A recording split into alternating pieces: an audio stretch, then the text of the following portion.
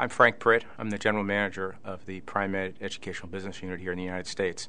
I have overall accountability for helping devise solutions that work for clinicians as it relates to them improving patient care. Well, I think that the world of medicine and medical education is really at an interesting point.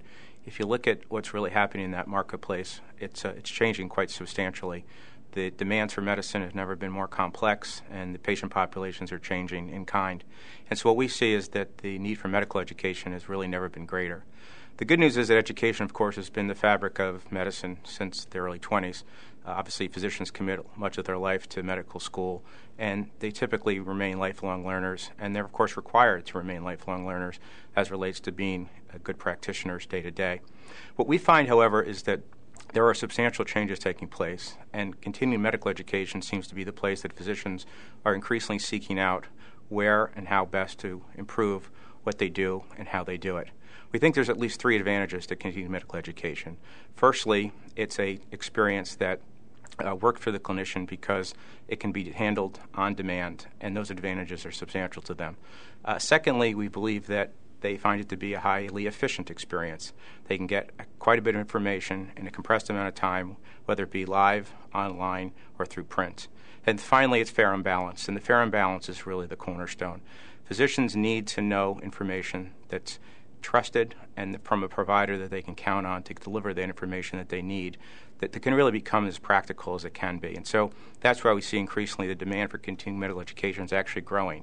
If you look at data over the last 5 years, CME has continued to grow at double-digit rates, and all the research we do suggests that's going to continue to be the case.